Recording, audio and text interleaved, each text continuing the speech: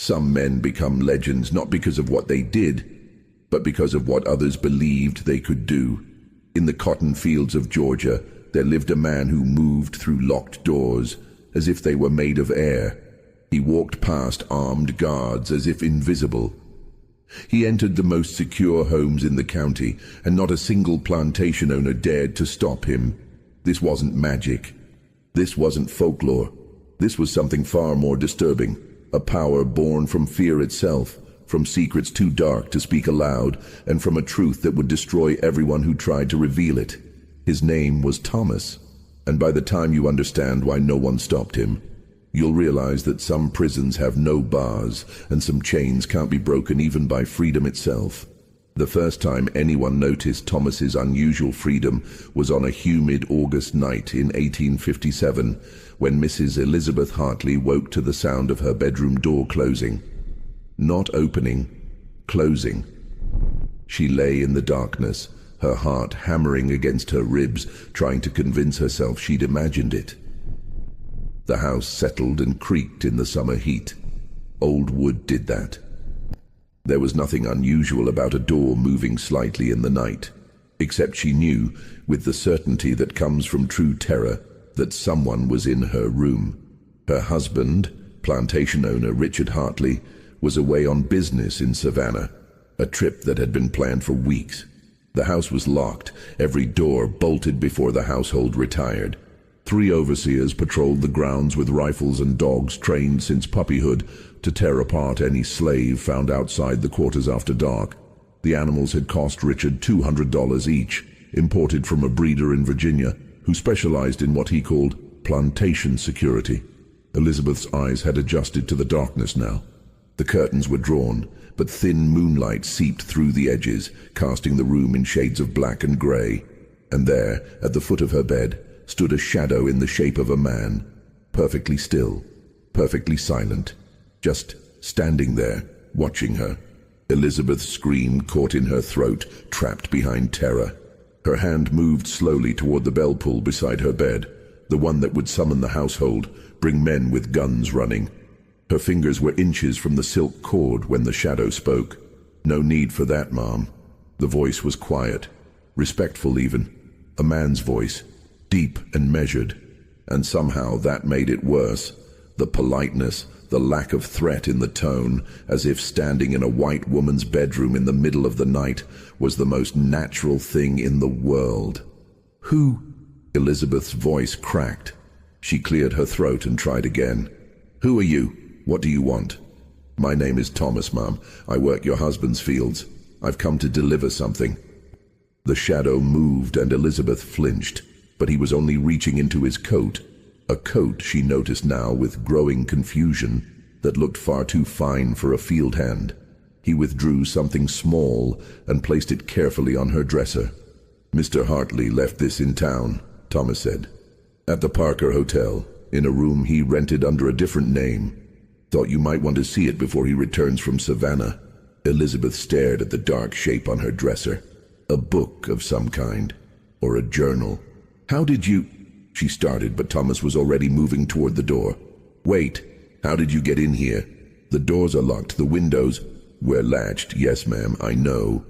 "Then how?" "Sometimes doors open for people who know where the keys are kept." His hand was on the doorknob now. "And sometimes people who should keep doors locked forget that their servants know more than they let on." He opened the door. The hinges made no sound. Someone had oiled them recently. Thomas stepped into the hallway, then paused and looked back. "I'd read that journal before Mr. Hartley comes home, ma'am. All of it, every page. You'll want to know what kind of man you're married to." Then he was gone. Elizabeth heard his footsteps descending the main staircase. Not the servants' stairs in the back, but the grand staircase reserved for family and guests. Heard the front door open with a soft click. Heard it close again. She sat frozen in bed for what felt like hours, but was probably only minutes. Then, moving like a woman in a dream, she rose and walked to the dresser. The journal was leather-bound, expensive. She carried it to the window, pulled back the curtain to let in more moonlight, and opened to the first page. Richard's handwriting. She'd recognize it anywhere. The careful, precise script he used for important business documents. The first entry was dated March 1845, 12 years ago. Met with JH and FB today regarding the Georgia coastal venture. Initial investment required $15,000 per partner. Expected return 400% within 3 years. The risk is considerable, but the alternative is bankruptcy. We agreed to move forward. God forgive us for what we're about to do. Elizabeth turned the page. More entries, each one more detailed than the last. Descriptions of investments, of partnerships, of ventures that Richard had never mentioned to her. Names she recognized: Joshua Harper, Franklin Bradford, William Patterson, Judge Marcus Kent. The most powerful men in the county, all involved in something called the Georgia Coastal Venture. She kept reading. The entries became more explicit. References to cargo and shipments. Mentions of a Captain Williams who operated a vessel called the Nightingale. Detailed accounts of payments made to customs officials, to harbor masters, to sheriffs in 3 different counties. And then, on a page dated July 1845, the truth became horrifyingly clear. The Nightingale arrived last night at the inlet north of Brunswick. Captain Williams reports 247 souls aboard, 31 lost during the crossing. The survivors are in poor condition, but should recover enough to be presentable within a fortnight. Harper has already arranged buyers in Charleston and New Orleans. We should clear $80,000 after expenses. The venture proceeds as planned. Elizabeth's hands shook so badly she nearly dropped the journal. She read the entry again, hoping she'd misunderstood. But there was no misunderstanding possible. Her husband, her respectable, church-going, community pillar husband, had been involved in smuggling slaves directly from Africa. Not buying slaves through legal markets, but smuggling them. Importing human beings in violation of federal law, in violation of international treaties, in violation of everything their society claimed to stand for, however hypocritically. The act had been illegal since 1808. The punishment was death by hanging. She turned page after page, reading through the night. The operation had continued for 3 years, from 1845 to 1848. Multiple ships, thousands of people smuggled and sold, millions of dollars in profit, divided among the conspirators. The journal included everything: names of ship captains, dates of arrivals, numbers of people transported and sold, officials who'd been bribed and how much they'd received, false documentation that had been created, slave markets where the smuggled people had been sold, even the assumed names under which the conspirators had conducted their business. The last entry was dated November 1848. The venture concludes today. We've agreed to cease operations. The risks have become too great. Federal authorities are investigating smuggling along the Georgia coast. Harper believes we should destroy all records. I disagree. The documentation proves our accounting is correct and protects each partner from false claims by the others. I'll keep this journal secure. No one will find it who shouldn't. Elizabeth closed the journal as dawn began to break. She sat by the window, watching pink light spread across the fields where slaves, some of whom might have been smuggled here, might have been part of Richard's crime, were already emerging from their quarters to begin another day of forced labor. The question that terrified her most wasn't what Richard had done. It was how Thomas, a slave, had gotten his hands on this journal, and why he'd chosen to give it to her. When the household began to stir, Elizabeth rang for her maid and asked that the doors be checked. Every single door in the house was locked from the inside, exactly as they'd been secured the night before. The windows were all latched. The night watchman reported nothing unusual during his rounds. The dogs in their kennel had barked briefly around midnight, but had settled quickly. There was no possible way for anyone to have entered the house. Yet Thomas had been in her bedroom, had stood at the foot of her bed, had spoken to her, placed the journal on her dresser, and walked out the front door. And now Elizabeth knew her husband was a smuggler and a criminal. And she knew that a slave had access to evidence that could hang Richard and a dozen other powerful men. She also knew, with cold certainty, that her life had just become very dangerous. Richard returned from Savannah 3 days later. arriving in the late afternoon with gifts for Elizabeth and their daughter Sarah, silk fabric from a merchant, expensive and lovely. He was in good spirits, talking about successful business dealings, about contracts signed and partnerships solidified. Elizabeth waited until after dinner, until Sarah had gone to bed, until the servants had retired to their quarters. Then she placed the leather journal on Richard's desk in his study. He was pouring brandy when he saw it. The decanter slipped in his hand, splashing amber liquid across the desk. He made no move to clean it up, just stared at the journal as if it were a coiled snake. "Where did you get that?" His voice was barely a whisper. "A man named Thomas brought it to me, in our bedroom in the middle of the night, while I was sleeping." Richard's face went from red to white. "Thomas was in our house?" "In our bedroom, Richard, standing at the foot of our bed. He placed this on my dresser and walked out, through locked doors, past guards and dogs, like he owned the place." Richard collapsed into his chair. "Dear God, I read it, all of it." Elizabeth's voice was steady despite the fury and fear warring inside her. "Every single page, the ships, the people, the bribes, everything you did." "Elizabeth, don't." She held up a hand. "Don't insult me with excuses or justifications. I don't want to hear about financial troubles or desperate measures. You smuggled human beings, Richard. You broke federal law. You could hang for this." "I know." He buried his face in his hands. "Then explain to me how a slave has this journal, how he got into our house, and why you haven't had him killed to protect yourself."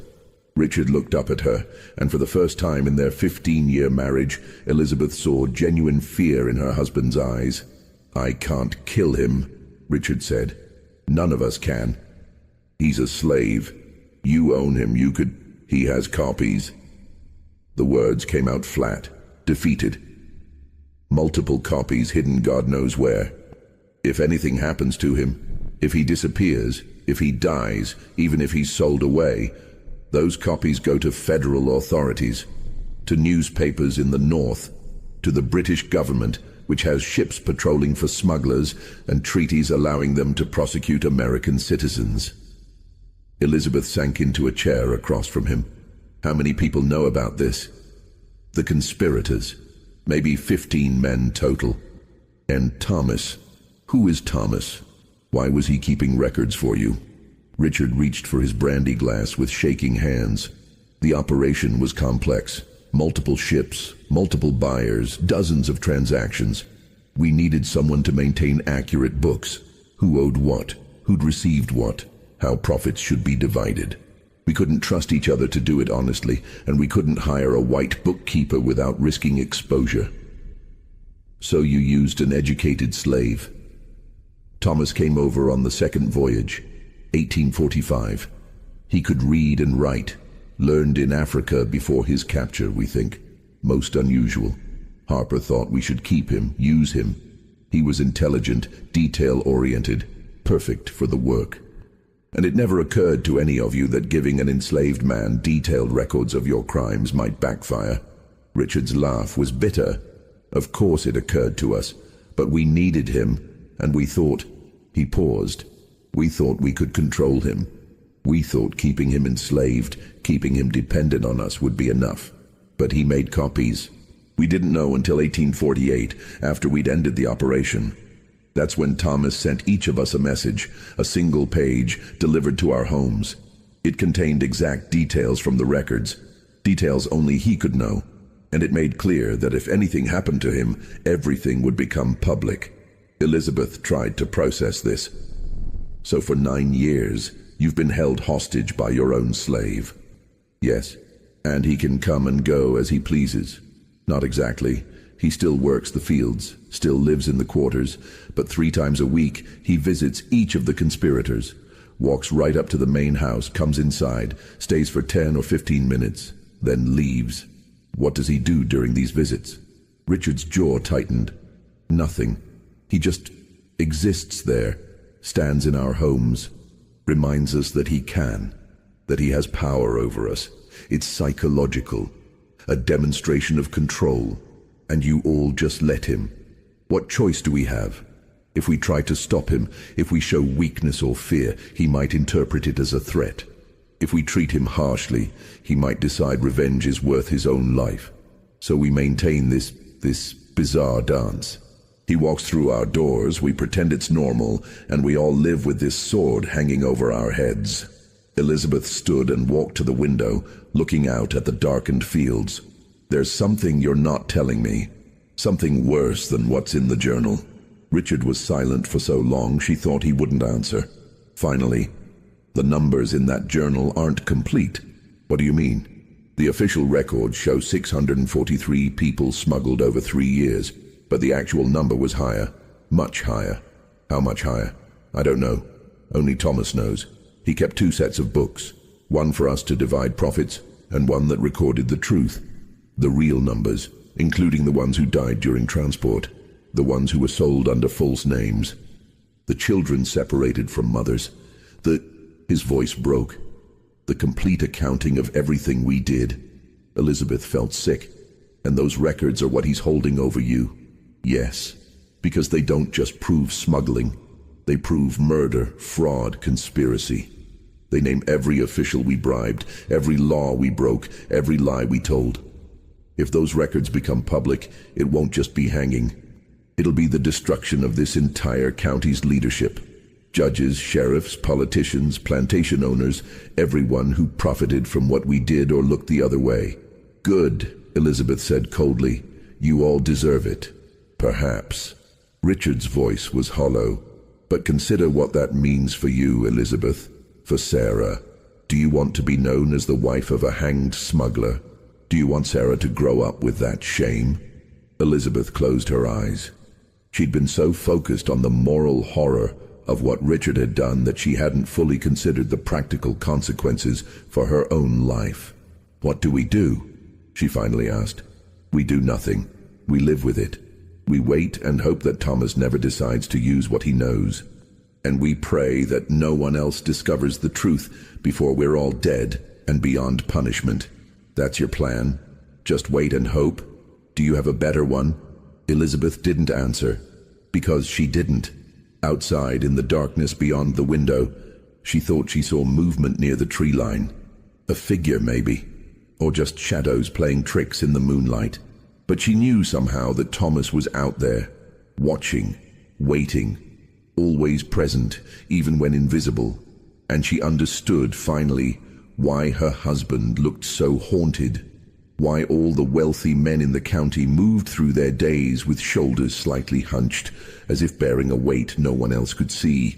They were prisoners of their own crimes, and the man who held the key to their cell was someone they'd tried to treat as property. The irony would have been beautiful if it wasn't so terrifying. While the white families of the county lived in fear of what Thomas might do, Thomas himself lived in a different kind of fear. One that no amount of power over his former masters could eliminate. He worked the Patterson Plantation, owned by William Patterson, a man whose cruelty was legendary even in a region known for harsh treatment of slaves. Patterson believed that discipline was the foundation of profitable agriculture, and his definition of discipline involved regular whippings, reduced rations for minor infractions, and deliberate humiliation designed to break spirits. Thomas worked those fields from dawn until dusk, his hands bleeding at the end of each day, his back aching from bending over cotton plants that seemed to stretch to the horizon. He lived in a cabin that leaked when it rained and offered little protection from winter cold. He ate the same inadequate food as every other slave on the plantation: cornmeal, occasional salt pork, whatever vegetables they could grow in the small plots behind their quarters. In every visible way, he was no different from the hundreds of other enslaved people in the county. But 3 times a week, after the sun set, and other slaves were locked in their quarters for the night, Thomas would wash his face, put on the coat he kept hidden under his bed, the fine coat that Ruth had stolen from Patterson's closet years ago, and walk to the main house. He never hurried, never looked nervous. He walked as if he had every right to be there, as if the path from the quarters to the big house was his to travel. The overseers saw him. Everyone saw him. But no one said a word.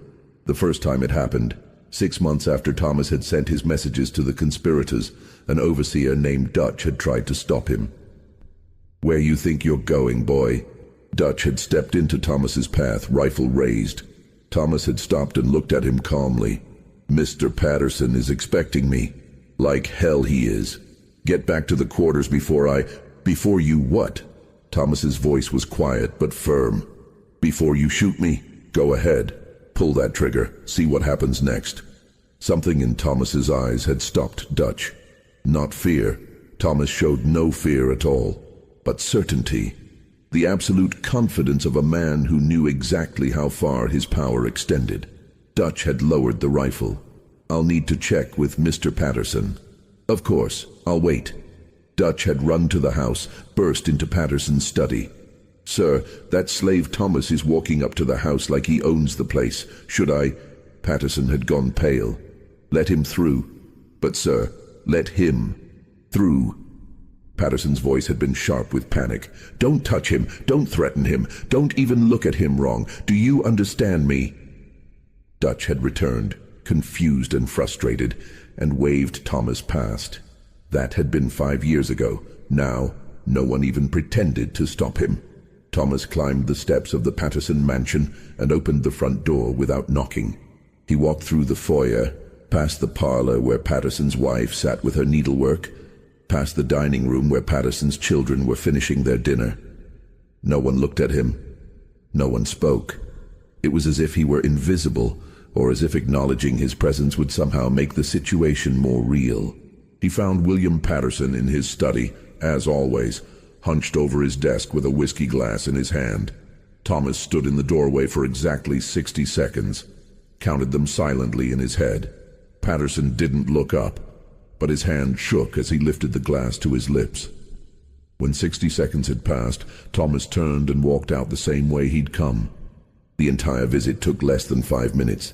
He spoke no words, made no threats, did nothing except exist in a space where he shouldn't be able to exist. And that was enough, because Patterson knew, they all knew, that Thomas could do so much more, could deliver those copies to authorities, could stand in a courtroom and testify to everything he'd witnessed, could write letters to newspapers, to politicians, to anyone who would listen.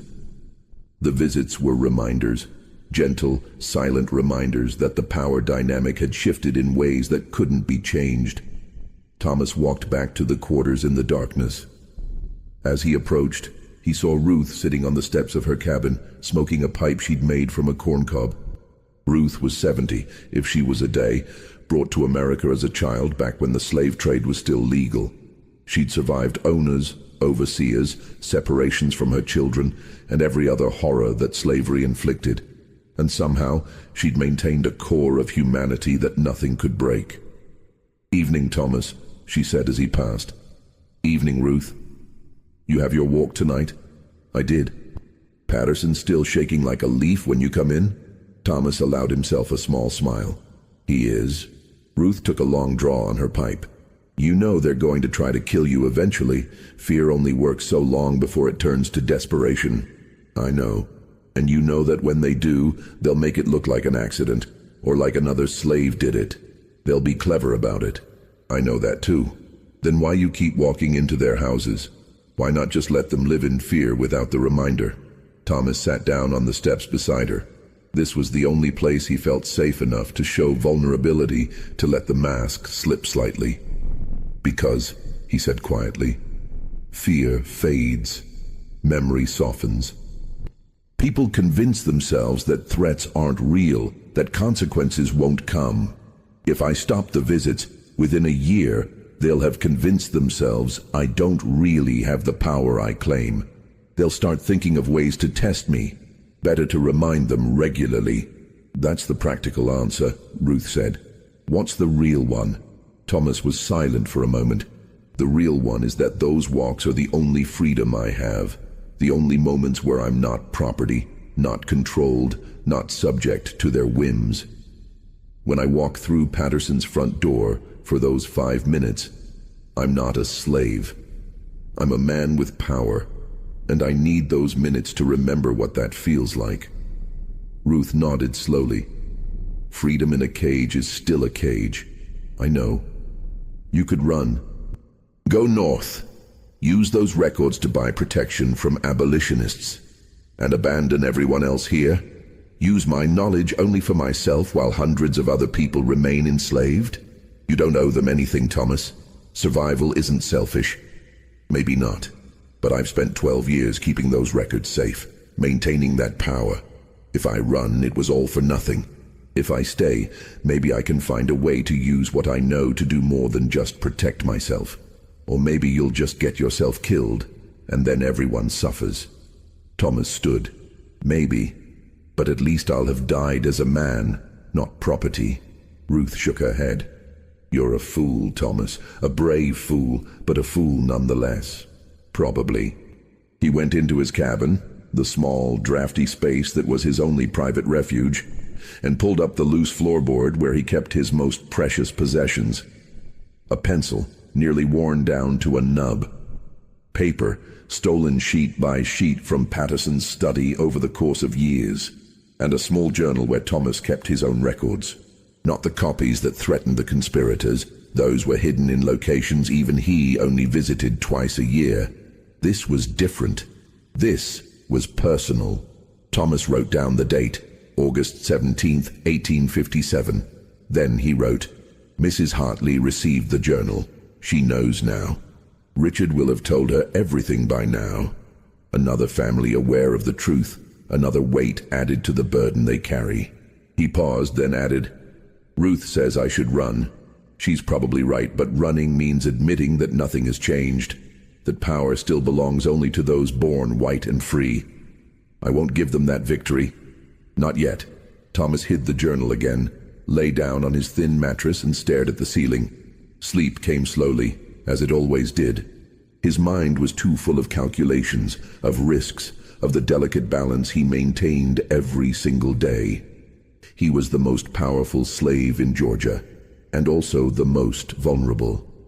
Because the moment his protection failed, the moment those records were discovered or his utility ended, he would be dead before sunset. Living with that knowledge was its own form of torture, one that no white person in the county could ever truly understand.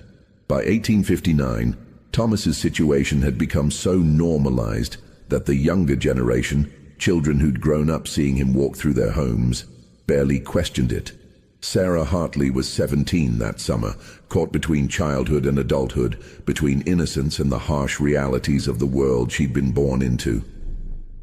She'd known about Thomas her entire conscious life, the strange slave who came to their house regularly, who her father spoke of only in worried whispers, who seemed to move through society according to rules no one else followed. But she'd never truly paid attention until the night she saw something that changed her understanding of everything. It was late July, oppressively hot. Sarah couldn't sleep, so she'd gone to the kitchen for water. The house was dark, everyone supposedly asleep. She was padding through the hallway in her nightgown when she heard voices coming from her father's study. One voice was her father's. The other was unfamiliar, but somehow commanding. Sarah knew she shouldn't eavesdrop, but curiosity overwhelmed propriety. She moved silently to the study door, which stood slightly ajar, and listened. Can't continue like this forever, her father was saying. You know that. I know. The other voice, Thomas's, though Sarah didn't know that yet, was calm, measured. But forever is a long time. I'm only concerned with today.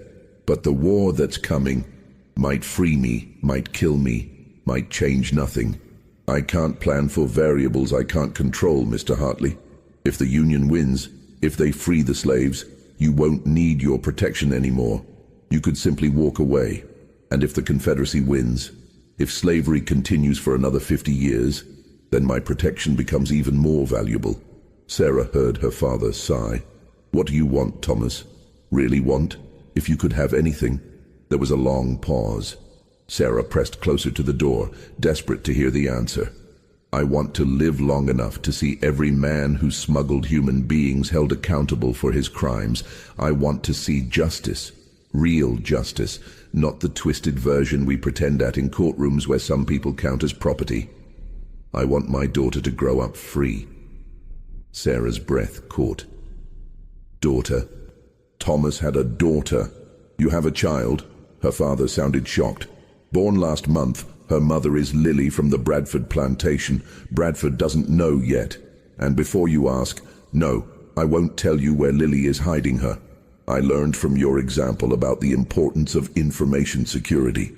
Thomas, that child will grow up in a different world than I did, Mr. Hartley. I'll make certain of it, whether through your laws changing or through the evidence I've kept. One way or another, she'll be free. That's what I want. I hope you get it, Richard said quietly. I genuinely do. What we did, what I did, it haunts me every single day. Good, Thomas said, and Sarah heard no sympathy in his voice. It should haunt you. You should never have a moment's peace for the rest of your life. Footsteps approached the door. Sarah fled silently back to her room, her heart pounding. Thomas had a daughter. Thomas spoke to her father as an equal. No, more than an equal, as a superior. And her father, one of the wealthiest and most powerful men in the county, accepted it. Sarah lay in bed, processing what she'd heard. The pieces of a puzzle she'd never known existed were starting to come together, and the picture they formed was disturbing. Over the following weeks, Sarah began paying closer attention. She noticed how the prominent men of the county carried themselves. The slight hunch to their shoulders, the way their eyes would dart around rooms as if looking for threats, the whispered conversations that stopped abruptly when others approached. She noticed how Thomas moved through public spaces. She saw him once in town, walking past the courthouse. A group of white men stepped aside to let him pass, then watched him with expressions of mingled hatred and fear. She saw Judge Kent nearly drop his walking stick when Thomas appeared on the same street corner. She saw Franklin Bradford cross to the opposite side of the road rather than pass close to where Thomas stood. These men who wielded enormous power, who decided the fates of hundreds of enslaved people with casual indifference, were afraid of a single slave. Sarah needed to understand why. She started spending time in her father's study when he was away, carefully reading through papers and correspondence. She found nothing explicit, but she found traces. References to the Georgia matter and the coastal situation. Letters from attorneys discussing statute of limitations for federal crimes. A note from Judge Kent that read simply, "We maintain our position. No changes can be made." Then one day, while searching through a trunk in the attic, ostensibly looking for old quilts, but really just exploring, Sarah found a metal lockbox hidden beneath layers of fabric. The lock was good, but Sarah had watched her father open similar locks before. She knew where he kept the keys, a small leather case in his desk drawer, labeled as containing important household keys. It took her 3 tries to find the right key. When she opened the lockbox, she found a single item inside, a leather-bound journal. Sarah carried it to the window where the light was better and began to read. Sarah read for 3 hours straight, barely breathing, as the full scope of her father's crimes became clear. The smuggling operation, the thousands of human beings stolen from their homes in Africa, packed into ships where hundreds died during the crossing, then sold like livestock in American markets. The conspirators who'd planned it all, the officials who'd been paid to look the other way, the false documentation, the calculated cruelty of it all. And through it all, mentioned repeatedly, was Thomas, the record keeper, the one who documented everything. Thomas maintains meticulous accounts, one entry read. His attention to detail is extraordinary. He records not just numbers but names, ages, family groups. Harper worries this is too much information, but I believe thoroughness protects us. If questions arise, we can prove exactly what happened. Another entry. Thomas asked today if his work would earn his freedom. Harper laughed at him. I did not. There was something in Thomas's eyes, intelligence, calculation. I worry we've made a mistake in teaching him so much about our operation. And later, the venture concludes today. Thomas handed over the final accounting. Harper wanted to kill him immediately, eliminate the witness. I argued against it. Thomas is too valuable, knows too much. Better to keep him close, controlled. Patterson agreed. We voted to maintain his enslavement, but with certain allowances. The journal ended there. But Sarah understood now. They'd tried to control Thomas by keeping him enslaved, but Thomas had turned the tables by keeping copies of the records. Now the conspirators were the ones being controlled, trapped by their own crimes. It was brilliant, terrifying, but brilliant. Sarah carefully returned the journal to the lockbox, locked it, and replaced it exactly as she'd found it. Then she sat in the dusty attic, knees pulled to her chest, trying to process what she'd learned. Her father was a criminal, not just a slave owner, which was legal, even if Sarah had growing doubts about its morality, but an actual criminal who'd violated federal law in ways that carried the death penalty. And Thomas, the man she'd seen walking silently through their house since childhood, was the only thing standing between her father and a noose. How was she supposed to live with this knowledge? That evening at dinner, Sarah watched her father with new eyes. He looked older than she'd realized. The lines around his eyes deeper, his hands less steady. Her mother picked at her food, barely eating. The conversation was stilted, uncomfortable. They all knew. Her whole family was living with this terrible secret, pretending everything was normal. "Papa," Sarah said suddenly, "do you ever regret your business decisions, the ventures you invested in years ago?" The silence that fell over the table was absolute. Her father's fork stopped halfway to his mouth. Her mother went pale. "What brought this on?" Richard finally asked. "I've been thinking about my future, about the kind of man I might marry. I'd want someone honorable, someone who made ethical choices even when they were difficult, someone who could sleep peacefully at night." The words landed like stones in still water, ripples spreading outward. "We all make choices," Richard said carefully. "Sometimes circumstances force decisions we'd rather not make. The world isn't as simple as the novels you read, Sarah. I know it's not simple, but surely there's a difference between difficult choices and wrong choices." "Sarah," her mother intervened, "this isn't appropriate dinner conversation, isn't it? We live in a county where people own other people, where we benefit from the labor of enslaved human beings. Shouldn't we talk about the morality of that? You're too young to understand the complexities. I'm 17, old enough to understand right from wrong." Richard set down his fork. "What exactly are you asking, Sarah?" She met his eyes. "I'm asking if you sleep peacefully at night, Papa. I'm asking if there are things in your past that haunt you. I'm asking if you believe in accountability for sins." Her father stared at her for a long moment, then quietly, "No, I don't sleep peacefully, and yes, I believe in accountability. I live with it every single day." Sarah nodded. "Good. You should." She excused herself from the table, leaving her parents in stunned silence. That night, lying in bed, Sarah made a decision. She couldn't undo her father's crimes. She couldn't free the slaves who'd been smuggled. She couldn't reverse time and prevent any of it. But she could choose not to be complicit in the silence. She could choose to acknowledge the truth, even if only to herself. And someday, if the opportunity arose, she could choose to stand on the side of justice rather than comfort. It wasn't much, but it was something. If you're finding this story as gripping as we intended, we'd deeply appreciate it if you could subscribe to the channel.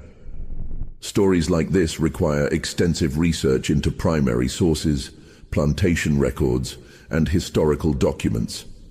Your subscription helps us continue bringing these forgotten and disturbing chapters of American history to light. We read every comment, so share your thoughts about Thomas's impossible situation below.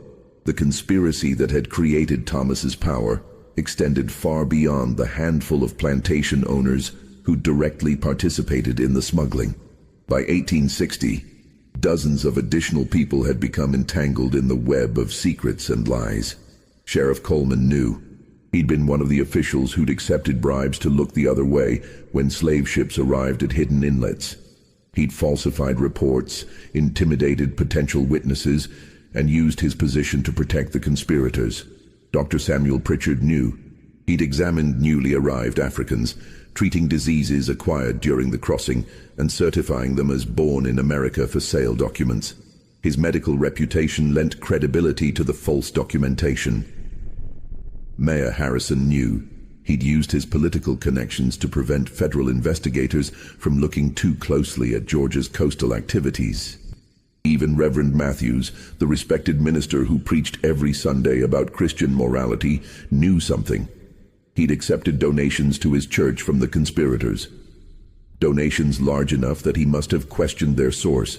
And they all lived in fear, not just of legal consequences but of social destruction. Because in their society, reputation was everything. A man could survive financial ruin and rebuild, but a man whose reputation was destroyed, who was publicly revealed as a criminal, a smuggler, a person who'd violated both law and decency, that man was finished. His family would be shunned. His children would never find respectable marriages. His name would become a curse. Thomas's power wasn't just that he could send men to the gallows.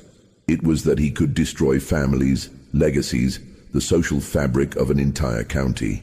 One afternoon in June 1860, several of the conspirators gathered secretly at the Bradford estate to discuss their situation. The meeting had been arranged carefully.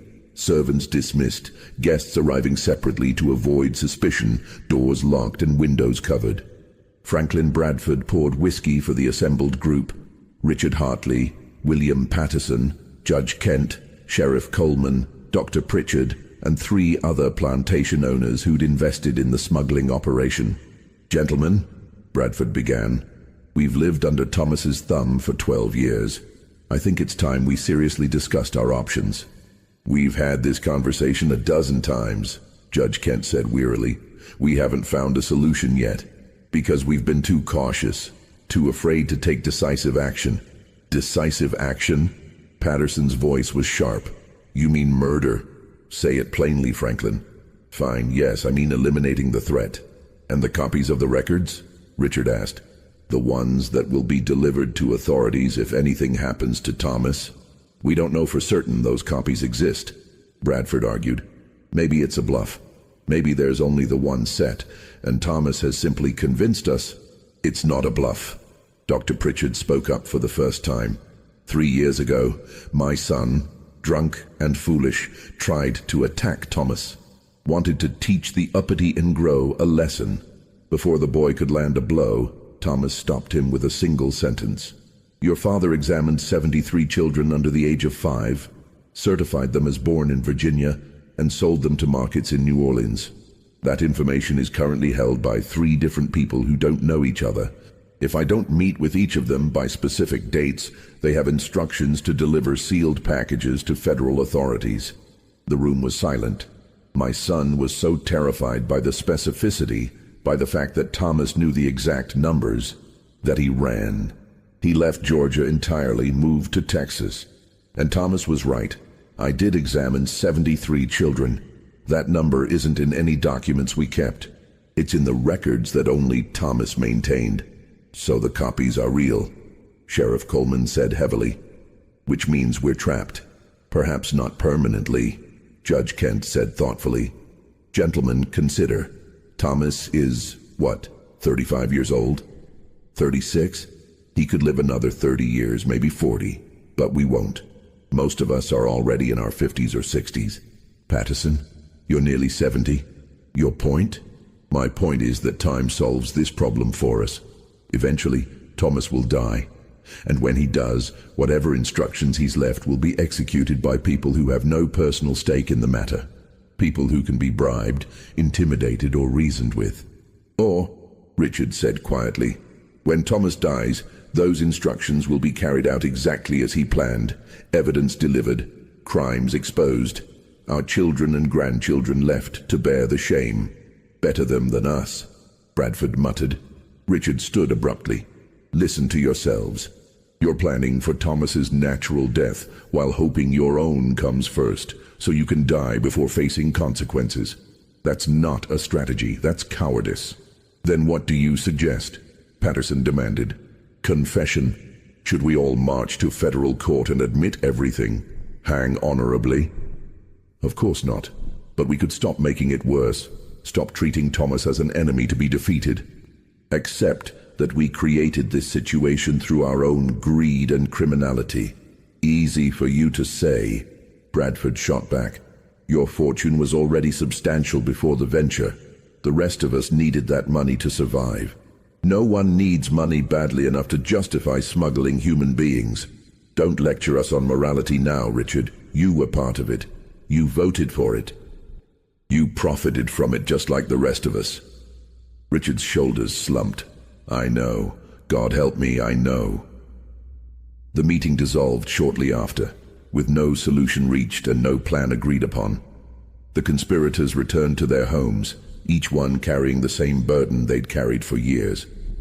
Thomas's power held because it was rooted in truth. And truth, once established, couldn't be undone by conspiracy or violence. It could only be carried, like chains that grew heavier with every passing year.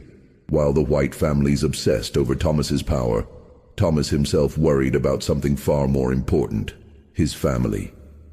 Lily worked the Bradford Plantation, 3 miles from Patterson's land where Thomas lived. She was 22 years old, strong from years of field work, and she'd caught Thomas's eye 2 years earlier when their paths crossed at a rare gathering of slaves from multiple plantations. Their relationship had developed slowly, carefully. Slaves weren't allowed to marry across plantations. It complicated ownership and created divided loyalties. But love didn't respect the laws of property, and Thomas and Lily had found ways to see each other. Thomas would use his evening freedom to walk to the Bradford plantation. Franklin Bradford, terrified of Thomas as all the conspirators were, never dared question these visits. Thomas would spend an hour with Lily in the quarters, speaking quietly, planning for a future that seemed impossibly distant. When Lily became pregnant, they both knew it complicated everything. A child of Thomas's would be born into slavery, owned by Bradford. But that child would also be the daughter of the only slave in Georgia who held power over white men. The target on that child's back would be enormous. "We need to get her out," Lily had whispered one night, her hand on her swollen belly. "When she's born, we need to get her away from here." "Where? How?" Thomas asked. "I can't leave. If I disappear, everything I've built collapses. They'll destroy the evidence, kill anyone who knows anything, and make sure no trace remains. Then I'll take her. I'll run. They'll hunt you. Bradford will send trackers, dogs. They'll claim you stole valuable property, both yourself and the child. Then what do we do? Let her grow up enslaved? Let Bradford sell her away when she's old enough to work?" Thomas had no answer. He was powerful in specific ways, but he couldn't protect his own family. The irony was bitter. The baby was born in August 1859, a girl they named Grace, though they couldn't officially register the name anywhere. For the first months of her life, Grace lived with Lily in the Bradford slave quarters, and Thomas visited when he could. Franklin Bradford knew about the child. Everyone knew. But Bradford had made a calculated decision not to interfere. Thomas's visits to his plantation were already unsettling enough. Antagonizing the man by threatening his daughter seemed like begging for disaster. So an unspoken agreement existed. Bradford pretended not to notice Thomas's family. Thomas maintained his usual schedule of visits to Bradford's home. Neither acknowledged the deeper implications. But Thomas knew this arrangement couldn't last forever. When Grace was 6 months old, Thomas made a decision. He approached Bradford directly during one of his regular visits. "I want to buy my daughter's freedom," Thomas said. Bradford, who'd been staring fixedly at his desk as always during Thomas's visits, looked up in genuine surprise. "You want what?" "I'll pay you for her." "For Grace?" "Name a price." "Slaves can't own property. You can't buy anything." "Then I'll provide you with information that's worth far more than one infant's market value. Information about your fellow conspirators. Things they've done that you don't know about. Things that would shift the balance of power among you." Bradford's eyes narrowed. "You'd betray the others to save your daughter?" "Without hesitation. But I'd prefer a simpler transaction. You set a price. I find a way to pay it through intermediaries. Grace becomes free. And if I refuse?" Thomas leaned forward slightly. Then I'll remember that you had the chance to do one good thing, one small act of decency, and chose cruelty instead. I'll remember that when I decide what to do with the records I hold. It was the closest Thomas had ever come to an explicit threat. The balance of their strange relationship shifted in that moment. Bradford was silent for a long time. If I free the child, she has nowhere to go. Lily isn't free. You aren't free. Grace would be free on paper, but functionally still enslaved. She'd have options you and I don't. She could be sent north, could be placed with free black families who'd raise her, or she could be kidnapped and re-enslaved. It happens all the time, Thomas. You know that. Thomas did know that. Free papers meant nothing if someone decided to ignore them and claim you were escaped property. I'm offering you the chance to be less of a monster than you already are, Thomas said finally. Take it or don't, but know that your choice will be remembered. Bradford stood and walked to his safe. He pulled out a blank manumission form, the legal document that granted freedom to enslaved individuals. His hand shook slightly as he filled in Grace's name, her approximate birth date, her status. No payment, Bradford said. I'll free her without cost, not because I'm merciful, but because I'm tired. I'm so goddamn tired of living like this, of fearing a man I'm supposed to own, of jumping at shadows. If freeing one child buys me an ounce of peace, so be it. He signed the document and handed it to Thomas. This makes her legally free. It doesn't make her safe. You understand the difference? I do. Then take it and get out of my house. Thomas took the papers carefully, folded them, and placed them inside his coat. He walked to the door, then paused. Thank you, he said quietly. Bradford laughed, a harsh, broken sound. Don't thank me. I did it out of weakness, not virtue, and we both know it. Thomas left the Bradford estate that night carrying the most valuable thing he'd ever possessed. Proof that his daughter was not property. It wasn't safety. Bradford was right about that. But it was a chance. And in a world where enslaved people had no chances, one chance was everything. After discovering the truth about her father, Sarah Hartley's understanding of her world cracked and reformed like ice breaking in spring thaw. She'd been raised to believe in a natural order. White people superior, black people inferior. Slavery not ideal perhaps, but necessary, justified, biblically supported. The plantation owners as benevolent stewards of people too primitive to care for themselves. Every sermon she'd heard, every lesson from her governesses, every conversation among adults in her life had reinforced this narrative. But the journal showed her something different. It showed white men, the most respected men in her community, committing crimes so heinous that even their own legal system would execute them for it. It showed those same men afraid of a single enslaved person because that person had intelligence, discipline, and integrity they lacked. Thomas wasn't inferior. Thomas was extraordinary. And the men who claimed superiority were actually moral cowards. Once Sarah saw this truth, she couldn't unsee it. She started noticing things. The way slaves were spoken of in her presence, as if they couldn't understand or had no feelings. The casual cruelty she'd witnessed her entire life but never questioned. The elaborate justifications her community constructed to explain why owning human beings was acceptable. It was all lies. Comfortable lies that allowed people like her family to live in luxury built on suffering. Sarah began spending time in the kitchen, speaking with the house slaves, actually speaking to them, asking about their lives, listening to their answers. She learned names she'd never bothered to learn before, heard stories of families separated, children sold, hopes destroyed. Her mother noticed the change. Sarah, it's inappropriate to become too familiar with the servants. They have their place. We have ours. Their place? Sarah's voice was sharper than she intended. They're people, Mother. They have thoughts, feelings, families, just like us.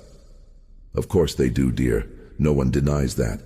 But the social order must be maintained. If we become too familiar, they might forget their station. Or we might remember our humanity. Elizabeth stared at her daughter. You sound like an abolitionist. Would that be so terrible? In this county, yes. It would be dangerous, Sarah, for you and for this family. Sarah wanted to shout that the family deserved whatever danger came to it, that her father's crimes warranted punishment, that his fear was justice. But she held her tongue. Destroying her family wouldn't help the slaves who'd already been smuggled, wouldn't undo the crimes, so instead she started educating herself. She read everything she could find about abolition, about the arguments for and against slavery, about the growing tensions between North and South. She had to hide her reading material, books by Frederick Douglass, Harriet Beecher Stowe, other abolitionist writers, because possession of such literature was effectively illegal in Georgia. And she started paying very close attention to Thomas. She watched him move through their house during his visits, seeing him properly for the first time. He wasn't shuffling or servile. He carried himself with dignity, with quiet strength. His eyes were intelligent, alert, missing nothing. One evening, Sarah did something incredibly foolish. She went to the library during one of Thomas's scheduled visits and waited for him. When Thomas entered the room, he usually spent a minute in the library during each visit, she'd learned. He stopped short at seeing her. "Miss Hartley," he said quietly, "you shouldn't be here. It's my home. Why shouldn't I be in the library?" "You know why." Sarah stood. "I read my father's journal, the one from the lockbox in the attic. I know what you're doing, why they're afraid of you." Thomas's expression didn't change, but something shifted in his eyes. "Then you know this conversation is dangerous for both of us." "I know. I don't care." She took a breath. "I want to help." "Help how?" "I don't know yet. But what my father did, what all of them did, it was evil. They should be held accountable. If your records can do that, I want to help make sure they're not destroyed." Thomas studied her for a long moment. "How old are you?" 17. "Young enough to still believe in simple justice. Old enough to be dangerous if you act without thinking." He moved toward the door. "Miss Hartley, the best way you can help is to stay silent, stay safe, and wait. When the time comes, and it will come, people with conscience will be needed to rebuild. Be one of those people." "That's not enough. I want to do something now." Wanting to do something and knowing what to do are very different. You can't undo your father's crimes by exposing him.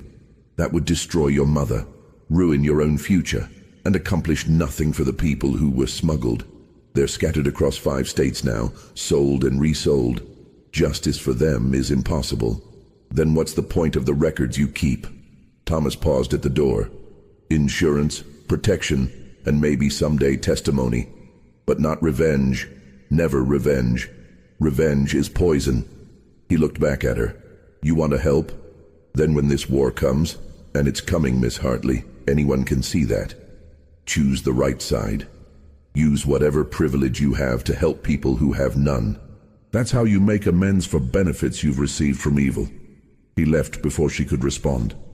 Sarah stood in the library, shaking slightly. She'd expected to feel heroic, brave. Instead, she felt small, naive, reminded that her desire to help was rooted partly in wanting to absolve her own guilt. But Thomas was right about one thing. A war was coming. Everyone could feel it. The tensions between North and South were reaching breaking points. Violence in Kansas, political crisis in Congress, debates about slavery becoming louder, more bitter. And when that war came, Sarah would have choices to make. She just hoped she'd have the courage to make the right ones. Not everyone connected to the conspiracy was content to live in fear. Some men, particularly those with less to lose, began plotting active solutions. Carl Vicksburg was one of the overseers on the Patterson Plantation, a hard man who'd made his living through violence and intimidation. He'd been hired after the smuggling operation ended, so he knew nothing about the specific crimes. But he knew about Thomas's unusual privileges, and it enraged him. "It ain't natural," he complained to the other overseers over whiskey. "That Negro walking around like he owns the place, coming and going as he pleases. Something needs to be done." "Patterson allows it," another overseer pointed out. "We can't go against what the boss wants." Patterson's gone soft, or Thomas has something on him. Either way, it's wrong. Slaves need to remember their place, or everything falls apart. Vicksburg started watching Thomas carefully, looking for opportunities. He knew he couldn't just kill the man. Too obvious, too likely to cause problems. But maybe he could arrange an accident, or provoke Thomas into doing something that would justify punishment. One night, Vicksburg was on patrol when he saw Thomas leaving the Patterson house after one of his regular visits. On impulse, Vicksburg stepped into Thomas's path. "Boy," Vicksburg said, hand on his whip, "you got a pass to be out here?" Thomas stopped and looked at him calmly. "Mr. Patterson knows where I am." "That ain't what I asked. I asked if you got a pass. Written permission. I don't need a pass for where I've been. Every slave needs a pass to leave the quarters at night. That's the rule. And since you don't have one, I'm well within my rights to discipline you." Vicksburg raised his whip. He was smiling, anticipating the satisfaction of bringing this uppity slave down. Thomas didn't flinch, didn't back away. Just looked at Vicksburg with those intelligent, measuring eyes. "Mr. Vicksburg," Thomas said quietly, "before you do what you're thinking of doing, I want you to consider something. You've been working here for 3 years. In that time, you've noticed that I have unusual privileges. You've wondered why. You've been told not to question it. So what? So ask yourself, what could a slave possibly have that would make men like William Patterson, who eats men like you for breakfast, afraid? What would make him tolerate behavior he'd normally punish with death?" Vicksburg's smile faltered slightly. "The answer," Thomas continued, "is information. I have information that can destroy every powerful man in this county. That information is protected. If I die, if I'm injured, if I disappear, it becomes public, and everyone connected to it suffers. I got nothing to do with whatever dirt you're holding. No, but Patterson does. And if Patterson suffers because you couldn't control yourself, what do you think he'll do to you?" Vicksburg lowered the whip slowly. "You're bluffing." "Am I? Then hit me. See what happens tomorrow. See if Patterson keeps you employed. See if you don't find yourself run out of Georgia entirely." The two men stood facing each other in the darkness. Finally, Vicksburg stepped aside. Thomas walked past without another word. But Vicksburg's rage didn't dissipate. It festered. He started drinking more, complaining more, talking about how something needed to be done about Thomas. One of the other overseers, worried about where this was heading, finally went to Patterson with concerns. Patterson called Vicksburg into his office the next day. "I hear you've been making threats about Thomas," Patterson said coldly. "Not threats, sir. Just saying what everyone's thinking. That it ain't right how You will leave Thomas alone.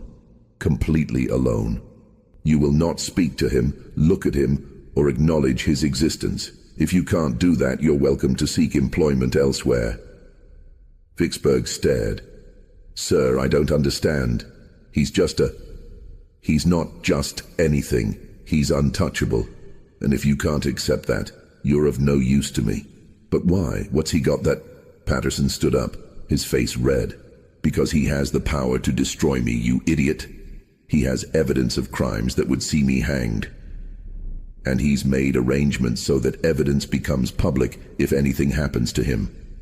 So yes, he walks around freely. Yes, he has privileges. And yes, we all tolerate it because the alternative is our death. Does that answer your question?" Vicksburg's face had gone pale. "What kind of crimes?" "The kind you never speak of. Not to me, not to anyone. The kind that are buried and need to stay buried." Patterson sat back down heavily. "You have a choice, Vicksburg. Accept the situation and continue working here with generous pay. Or leave today and never return. Choose now." Vicksburg chose to stay, but the conversation planted seeds. He started asking quiet questions, speaking to other overseers at other plantations, piecing together whispers and rumors. Within 6 months, he had a rough outline of what the conspiracy had been. Smuggling, illegal importation, probably from Africa, and he began to wonder if there was profit to be made from this information. If Thomas's records were valuable enough to protect him, maybe they'd be valuable to others too. To federal authorities, maybe, or to newspapers, or even to the conspirators themselves. Might they pay to have the records destroyed? Vicksburg didn't act on these thoughts immediately, but they simmered in his mind, a backup plan if things ever got bad enough that he needed money quickly. He wasn't the only person making such calculations. Throughout the county, others who'd learned fragments of the truth were considering how that knowledge might be leveraged. Thomas's power was holding for now. But it rested on a foundation of fear, and fear could only last so long before it transformed into something more dangerous.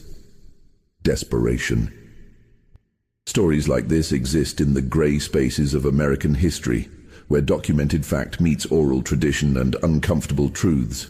If you're finding value in this deep dive into a darker chapter of our past, please consider liking this video. It helps others discover these forgotten stories and encourages us to continue researching the shadows that history often glosses over. Your engagement makes this work possible. The secession of South Carolina in December 1860 sent shockwaves through Georgia. By January 1861, Georgia had followed, and by April, Fort Sumter had been fired upon. America was at war with itself. For the conspirators who'd lived under Thomas's threat for 13 years, the war represented a terrifying new variable. The old social order was fracturing. Federal authority, the authority that would prosecute their crimes, might soon control Georgia. Or conversely, a Confederate victory might change laws in ways that affected the severity of their crimes.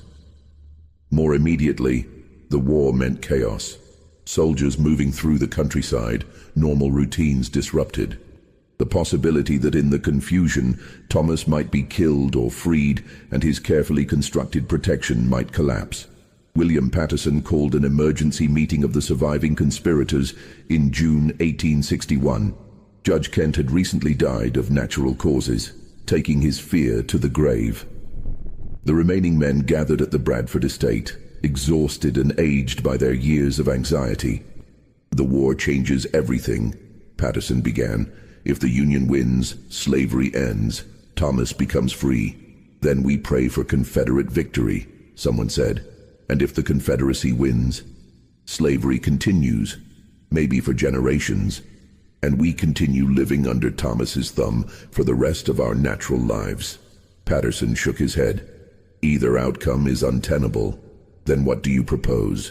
Richard Hartley asked, though he already suspected the answer. "We eliminate the problem before the war reaches Georgia, while we still have control." "We've been through this," Bradford protested. "The copies."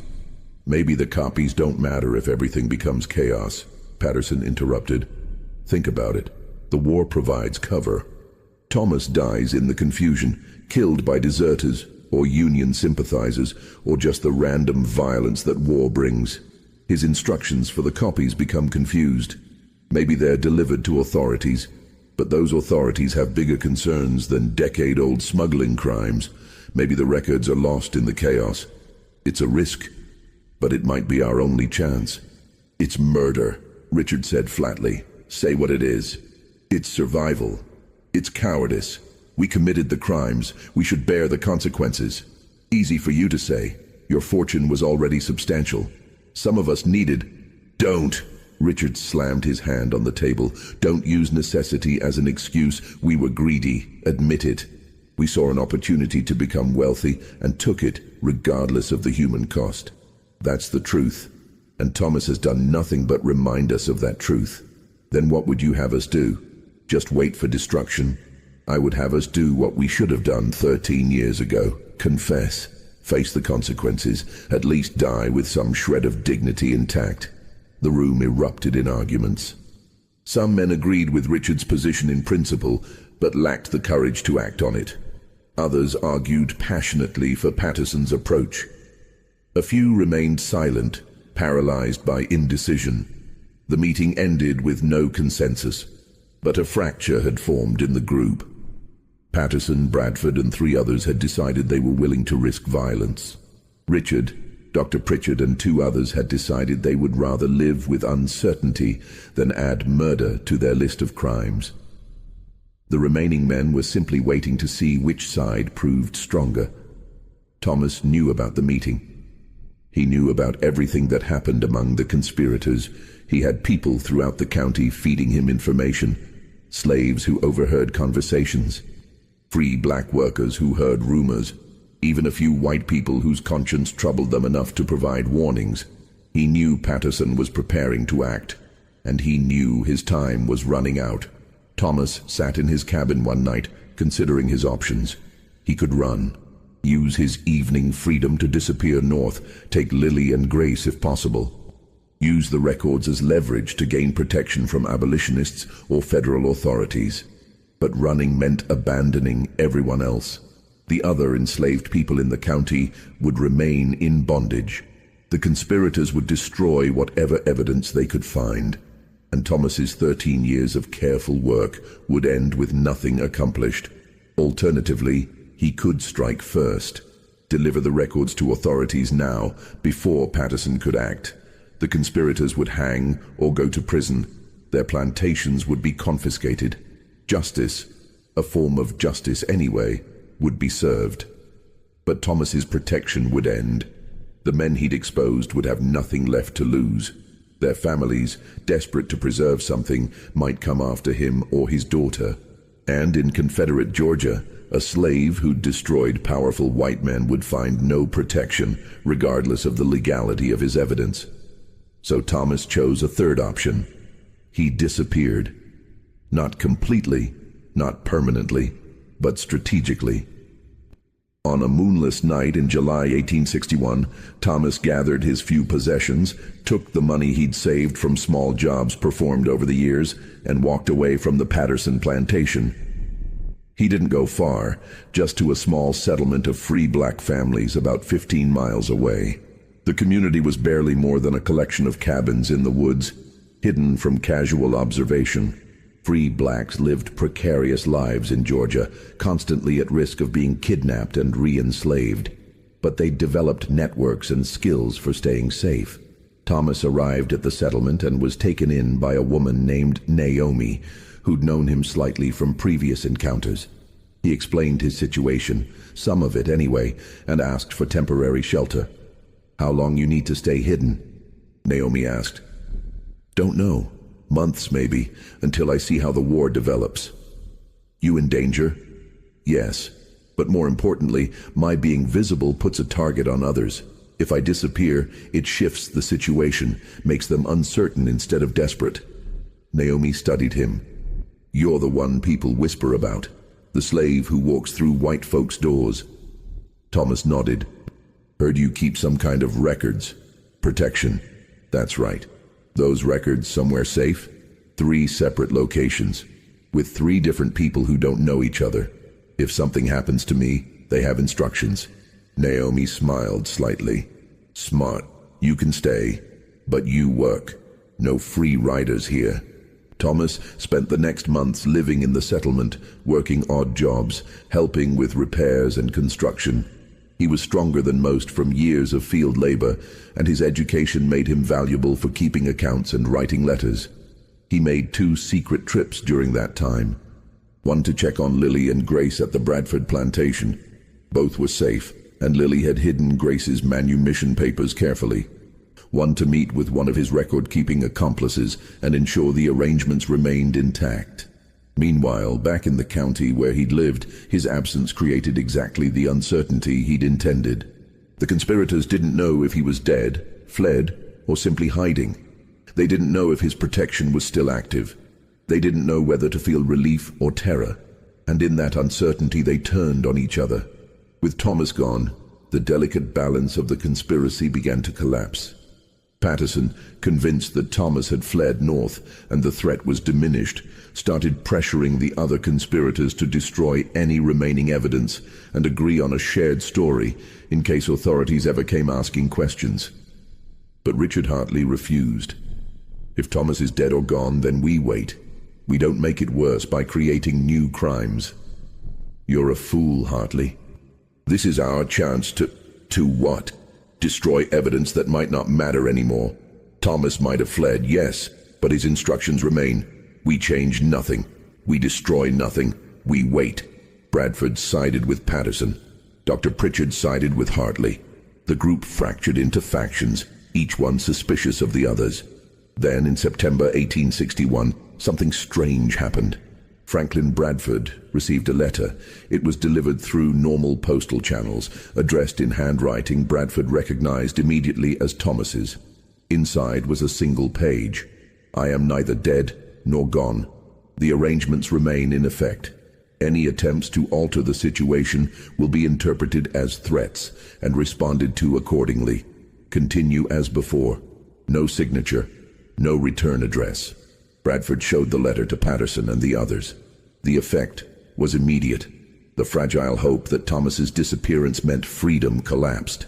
The fear returned, stronger than ever, because now they didn't even know where Thomas was, couldn't monitor him, couldn't predict his actions. He'd become a ghost, more powerful invisible than he'd ever been visible. Over the following months, other letters arrived. Judge Carter, who'd taken over some of Judge Kent's duties, received one. Sheriff Coleman received one. Even Mayor Harrison, who'd been relatively peripheral to the conspiracy, received a reminder of his complicity. The letters said little, but their existence was enough. Thomas was out there. Thomas was watching. Thomas's protection remained active. Some of the conspirators found the letters reassuring. At least they knew the situation hadn't changed. Others found them threatening, a promise of future action. Patterson's health began to deteriorate. He'd always been robust, but stress and anxiety took their toll. By late 1862, he'd developed a persistent cough and lost significant weight. Bradford drank more heavily. His plantation's productivity decreased as he paid less attention to management and more to his fears. Richard Hartley, meanwhile, did something unexpected. He began quietly liquidating assets and setting money aside. When Elizabeth asked what he was doing, he said, "Preparing for consequences. If Thomas ever decides to reveal what he knows, we'll need resources. Not for lawyers, we can't fight the evidence, but to take care of you and Sarah after I'm gone. You think you'll hang? If Thomas releases those records, yes, probably. The crimes are clear. But it's been so long, surely. There's no statute of limitations on smuggling, Elizabeth, and the evidence is detailed. I'll hang, and our family name will be destroyed. I'm trying to leave you and Sarah with something to survive on." Elizabeth touched his hand. "I'm sorry." "For what?" "For my part in all this. For benefiting from what you did. For not asking harder questions earlier." Richard squeezed her hand. "We're all complicit. Everyone who profited, everyone who stayed silent. The guilt is shared." But knowing guilt was shared didn't make carrying it any easier. The war reached Georgia in earnest in 1864. General Sherman's march to the sea cut a swath of destruction through the state, liberating slaves, burning plantations, and dismantling the infrastructure of the Confederacy. When Union forces reached the county where Thomas had lived, they found a population in chaos. Some plantation owners had fled, others had stayed, trying desperately to preserve what they could. The slaves were liberated, though many had nowhere to go and little understanding of what freedom would mean practically. The conspirators who remained faced a new terror. Union occupation meant Union military courts, and Union courts might be very interested in evidence of Confederate crimes. Richard Hartley was sitting in his study when Union soldiers arrived at his plantation in December 1864. He'd been expecting them. The officer in charge, a Captain Morrison, was young but carried himself with authority. "Richard Hartley, yes, I'm here to inventory your property and assets. Everything is being recorded for potential confiscation." "I understand." Morrison looked around the study, noting the expensive furniture, the books, the evidence of wealth. "You owned 43 slaves according to our records." "I did. They're free now." "Do you have documentation of their origins? Bill of sale, transfer papers?" Richard's heart hammered. "Some of it. The records are incomplete." "Incomplete how?" "Lost over the years. Fires, misplacement. You know how it is." Morrison studied him. "Actually, I don't know how it is, Mr. Hartley. I'm from Massachusetts. We freed our slaves nearly a century ago. So explain to me how records of significant valuable property just disappear." Before Richard could answer, another voice spoke from the doorway, "Because some of those slaves were never supposed to exist in the first place." Richard turned. Thomas stood there, looking older but healthy. He was wearing clothes that marked him as free, a good coat, boots without holes. He carried himself differently than he had as a slave, though the intelligence in his eyes was unchanged. "Who are you?" Morrison asked. "Thomas Freeman. I'm working with the Freedmen's Bureau now, helping newly freed people navigate their rights. I used to be enslaved here, so I know the area." Freeman. Thomas had taken a surname. Richard felt something twist in his chest. This man who'd been his property now had a name that signified independence. Morrison looked between them. "You know something about missing records, Mr. Freeman?" "I know that Mr. Hartley and several other men in this county were involved in illegal activities before the war. Activities that might interest your superiors." Richard closed his eyes. This was it. The moment he'd dreaded for 17 years. But Thomas continued, "However, I'm not sure Union military courts are the appropriate venue for addressing those crimes. They were committed against people who aren't here to testify. The perpetrators are old, broken men who've already paid a high price in psychological suffering. Executing them now wouldn't bring justice to the victims. It would just add more deaths to an already tragic history." Morrison frowned. "Are you saying you have evidence of crimes but don't want them prosecuted?" "I'm saying justice is complicated, Captain. And sometimes mercy serves the future better than vengeance serves the past." Thomas looked at Richard. "I'm saying I've seen enough death. Haven't you?" Richard couldn't speak, just nodded. Morrison seemed frustrated but uncertain. "If you have evidence of crimes, you're obligated to report them." "I'll think about it," Thomas said. "But for now, I'm more interested in helping the people who've just been freed figure out how to survive. That seems more urgent than punishing men who are already destroyed." Morrison left shortly after, clearly suspicious but unsure how to proceed. When the soldiers were gone, Richard looked at Thomas. "Why? Why what? Why didn't you tell him everything? You had the perfect opportunity. You could have destroyed all of us." Thomas was silent for a moment. "Because I realized something during my time away. Revenge doesn't free anyone. It just creates new chains. I could spend the rest of my life watching you hang and testifying at trials. Or I could spend it building something new, helping people who actually need help. But we deserve punishment. Yes, you do. And you'll live with what you did every day for the rest of your life. That's a harsher sentence than hanging, Mr. Hartley. Death is easy. Living with guilt is hard." Richard felt tears on his face. "I'm sorry. For all of it. I know that's not enough. But I'm sorry. I know you are. I'm not sure it matters, but I know." Thomas moved toward the door. "I won't be visiting your house anymore. I'm done with those performances. I'm done living in relation to you and the others. I'm starting a new life on my own terms. What happens to the records? They stay hidden. As long as none of you try to restore the old system, as long as you don't interfere with freed people trying to build new lives, the records stay hidden.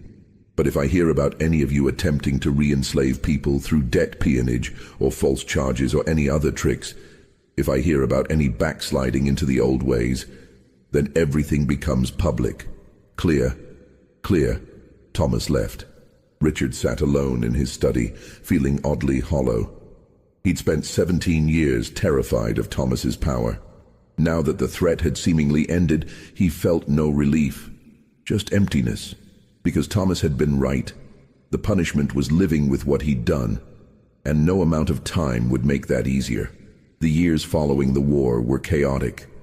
Reconstruction brought new laws, new social dynamics, new possibilities, and new dangers.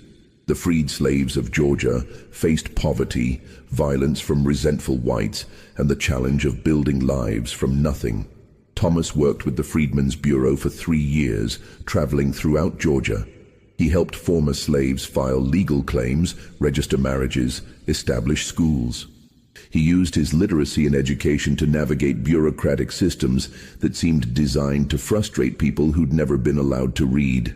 Lily and Grace joined him in Atlanta in 1866. They lived in a small apartment, poor but free.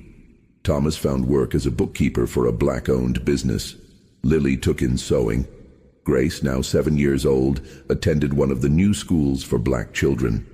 It was the first time in Thomas's life that he'd experienced something resembling normalcy.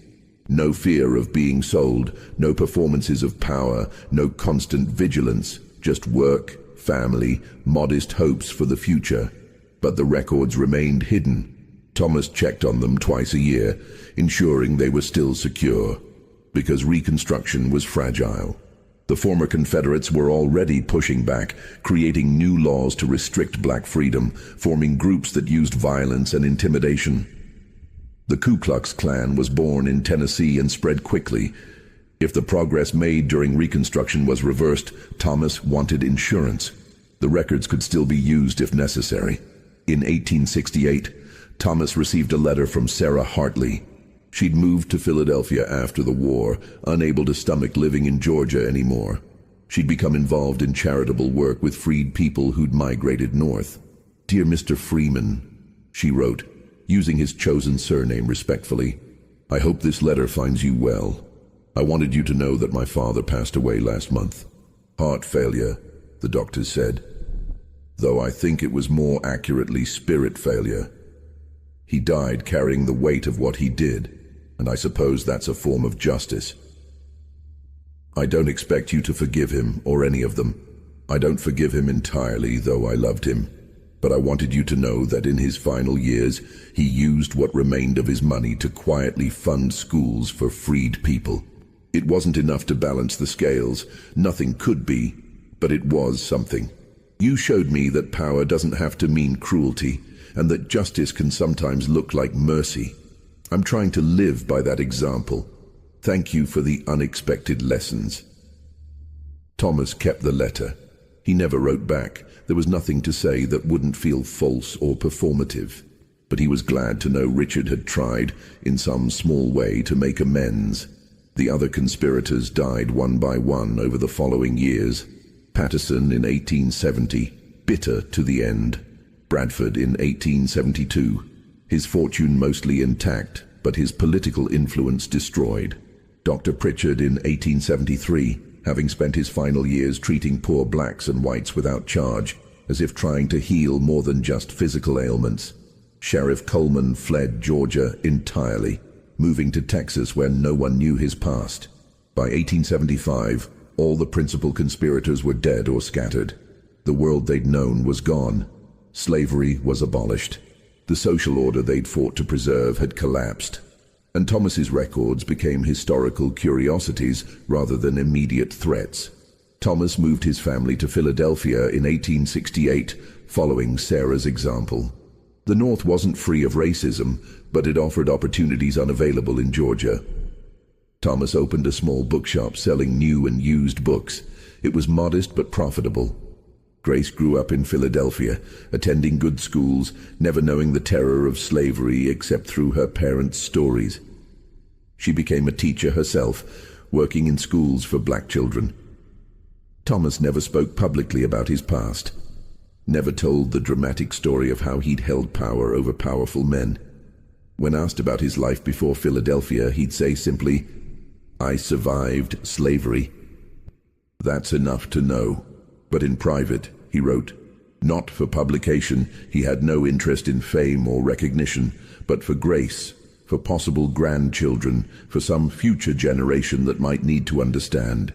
He wrote about the smuggling operation in precise detail, about the men who'd committed those crimes and how they'd escaped justice, about the system that had allowed such horrors, about the years he'd spent walking through locked doors, protected only by information and the fear it inspired. And he wrote about what he'd learned, that power without compassion breeds only fear.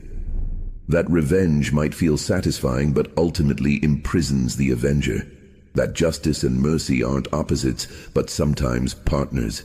I could have destroyed them, he wrote. I had the evidence, the opportunity, the justification. but I realized that destroying them wouldn't heal anyone, wouldn't free the people who'd already been smuggled and sold, wouldn't restore the years I'd lost or the family I'd never known. What freed me wasn't exposing them. It was choosing not to, choosing to walk away with my power intact but unused, choosing to build something new instead of tearing down something old. They lived in prison because of what they'd done. I chose not to live in prison because of what they'd done to me. That choice, that conscious decision to refuse the role of eternal victim or eternal avenger, that was my real freedom. Thomas died in Philadelphia in 1891 at age 67. His obituary described him as a respected businessman and pillar of the community, with no mention of his extraordinary past. Grace inherited the bookshop and his writings. She kept the writings private as he'd instructed, sharing them only with her own children when they were old enough to understand. The records, the actual evidence of the smuggling operation, were discovered decades later in 1923 during demolition of an old church in Georgia. They were donated to a historical society where they gathered dust in archives, occasionally referenced by historians but generating little public interest. By then, the people they could have destroyed were long dead. The crimes they documented were safely historical. The evidence that had once been powerful enough to hold plantation owners hostage had become just another artifact of a terrible era. But Thomas's personal writings, his reflections on power, fear, justice, and freedom, those remained with his family, passed down through generations, read by descendants who needed to understand where they came from and what their ancestors had survived. And in those writings was the truth that history books often miss, that the real victories aren't always public, that the most powerful choices are sometimes the ones to not use power. That freedom isn't just the absence of chains, but the ability to choose who you'll become after the chains are broken. Thomas had entered houses where he didn't belong, walked through doors that should have been locked to him, moved through a world that tried to treat him as property. But his greatest achievement wasn't the fear he inspired or the power he held.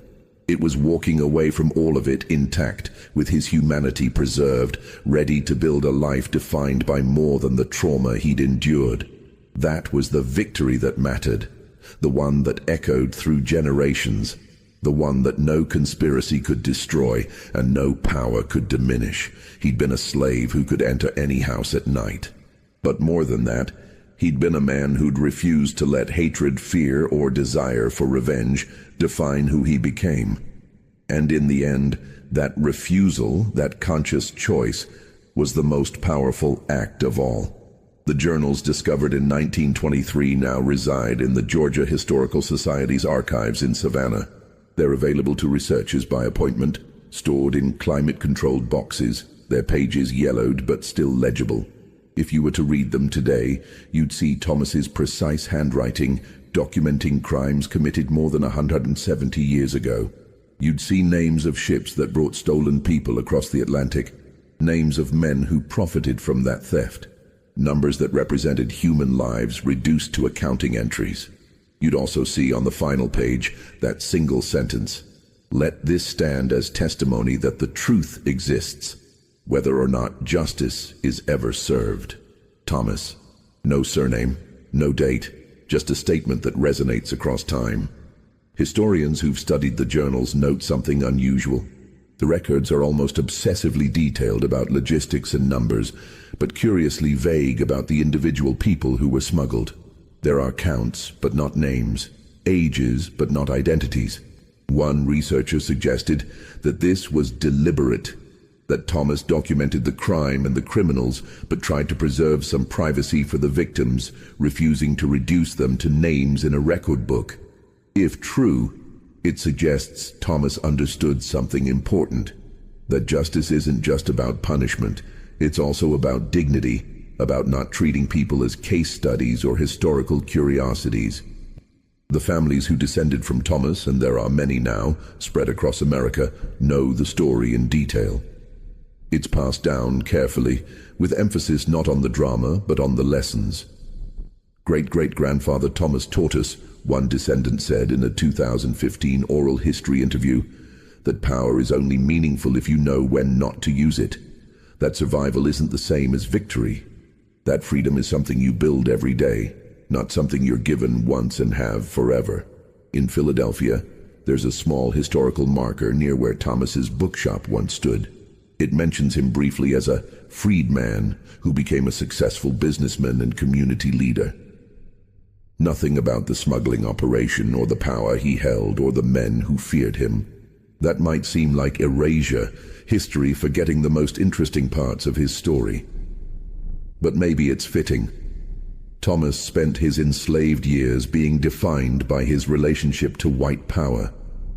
Spent years being valuable only as a threat, only as someone who held dangerous information.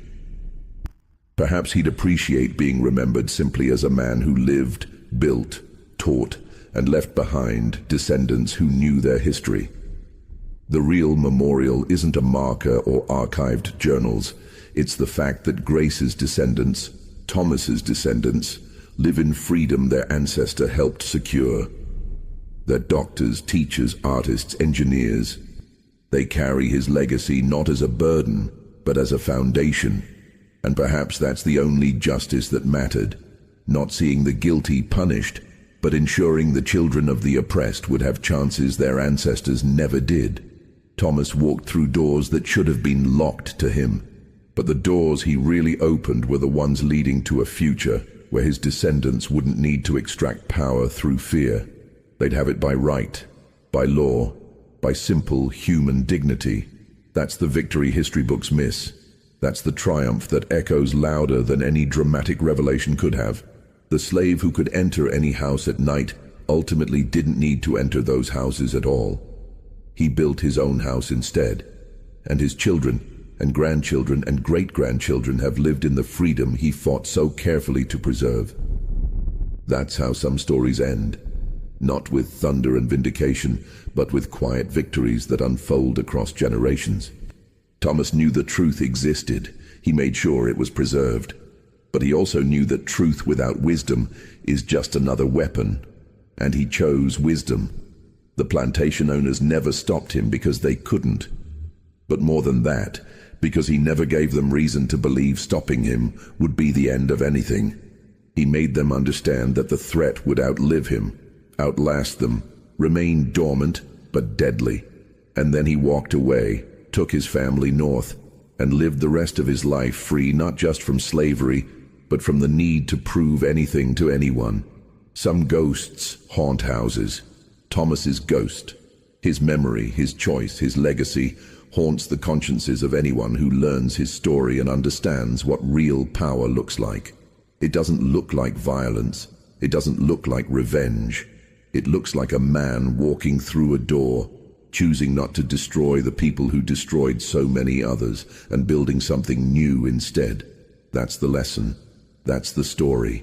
That's the truth that deserves to be remembered long after the names of the conspirators have been forgotten.